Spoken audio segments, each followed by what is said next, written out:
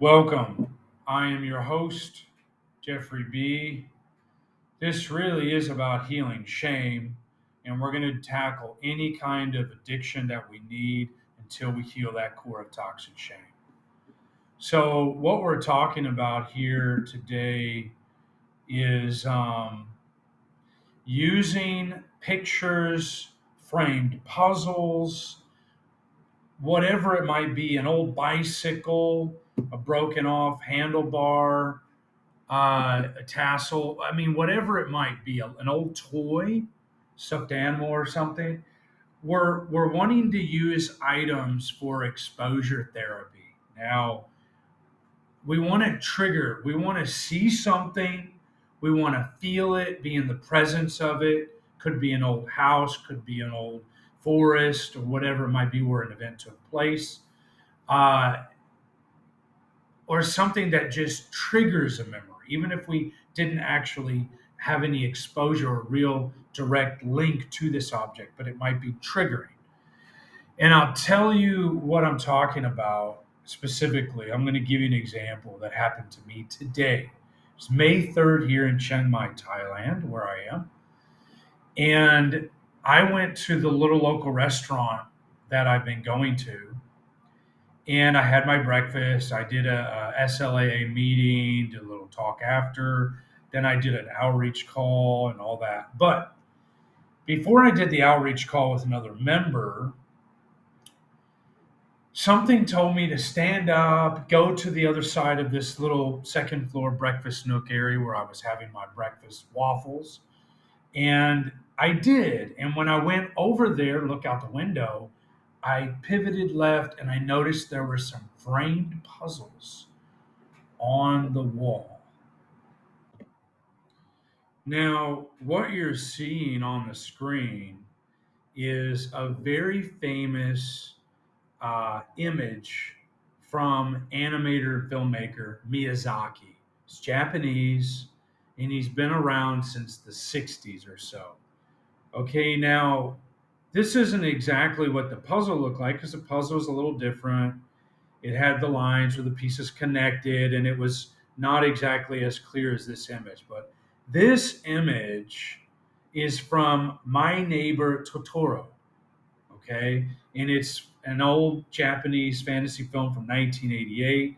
It's kind of like one of the earlier anime type films, and it's got a whole backstory to it and storyline and what you can check it out yourself. But what happened is that when I saw this framed puzzle, um, the way the log comes out over the creek, the girls fishing, the little make believe characters with them, real or not, whatever.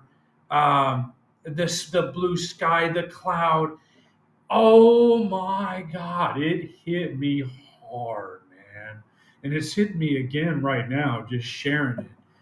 I remember just thinking there's some stuck grief here, and this is coming out by having this exposure therapy and being exposed to items that trigger the stuck grief, because there's no other way sometimes for that grief to get unfrozen until you're in the presence of an object that touches you at such a deep level. It makes you emote.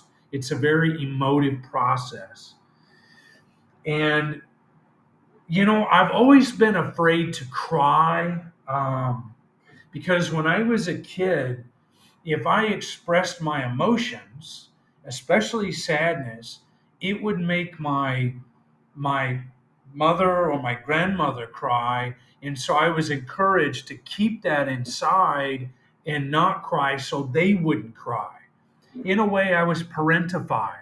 It got reversed. The roles got reversed, and that happens in certain family systems. Um, but look, I'm not blaming anybody for this happening. It just happened, and maybe I was encouraged to cry, but I just couldn't because I was emotionally repressed because of stuff going on in my life at that time. I'm telling my truth. I'm telling what happened. This is not about blame and it's not about attacking anybody at all. It's just telling it for what it is. And I have to defend myself sometimes with that for certain reasons. But when I saw this image, it really brought back some childhood memories that made me think of times with brothers or times with my old buddy Matt Pinkston in my hometown of Evansville, Indiana. Here I am, 4,000, 6,000 miles from there right now, and I'm getting triggered to connect with something that's 6,000 miles away and not even real, but in my head. This is a very powerful thing. So I want you to just really look at this image here and you can see just what it might trigger. Being able to look at this, can you see yourself there with your brother, with your sister, with your best friend, and with all those imaginary creatures around you? Ones you might have to fight or ones that you befriend? I can. I sure could see myself there. These are girls, it doesn't matter. Girls, boys, giant mice, animals, fantasy creatures, or dragons, or whatever that might come and we have to fight them and attack. This image stirred something in me. Miyazaki's image, his art, his animation, stirred something in me that has unlocked some grief that can now move out. And that's what this is about with exposure therapy. You've got to find something that you can use. So you want to find something that can allow you to emote. It's been suggested that you can find an old picture of yourself. I actually have one of those as well. I'm going to put up here and I'm going to talk about what feelings that brings up. It might be a picture where you are happy or sad or confused. And you can look at it and it can trigger things in your mind. And it's a really good tool to help you. Now, let's look at this one, for example. Take this one, for example. What you see here in this picture is me with the thing on my head, looks like a little bag or something like that, and my older brother smirking, and my father's back there on the bed, it looks like, taking a nap. He was always tired because he was always working. He was a workaholic, working all the time.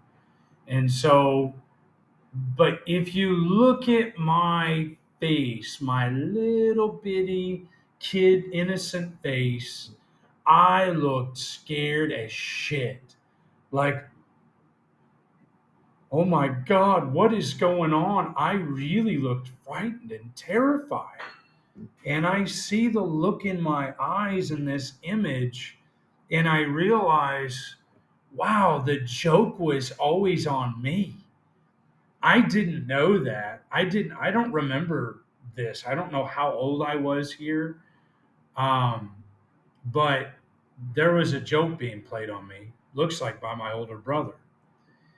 And my mother was the one taking the picture, I'm sure. So this joke, me being the brunt of the joke, goes way back. And I guess you could trace that back to, an early form of scapegoating somehow, the predecessor to it, the precursor to it. Now, some people would say, you're being too serious. It's just a joke. You're just a kid. Yeah, well, this shit starts early, man. And I looked scared here. See, I wasn't laughing in this photo. And I'm already that young and I'm that serious and I'm not laughing. There's a problem, people. Stop putting fucking bags on my head. Um, my grandfather, my dad's dad, I've got a photo of him as a baby with a bag on his head too. Some sack or something, paper bag. I've got it somewhere, I think, or I've got it. I've got it saved somewhere. I don't have it offhand, but I remember that, and that kind of shit can cause some problems with kids. It can make you grow up and have. I mean, it's sure It sounds minor, but it does affect a kid's esteem, especially if he doesn't know why it's been done or what's going on. But the main thing is, though, just look in my eyes. They're like jet black, and I'm just like, I mean, I look terrified. I look just frightened out of my mind. So that should have been addressed. That should have been looked at. But it's good for me to see this. Now, this one doesn't produce a lot of emotions, and maybe it should, but I don't even know. I can't even tell that's me. I'm like, is that really me? Am I dissociated or disconnecting from that child? But that is me. That's little Jeff. And that's little Jeff with a bag on his head as the butt of a joke, and just having to deal with it. Whew, man, it's pretty heavy. It's pretty heavy, but this is what exposure therapy is about. At least trying to get in touch with those parts of self. The the Miyazaki artwork moved me more than this one does. I don't know why that is, but it does, and that's something I'm going to have to look at and maybe analyze a little bit more. But this is something you can try to do. Find an object, a place, something that triggers and tries to unfreeze some of that grief.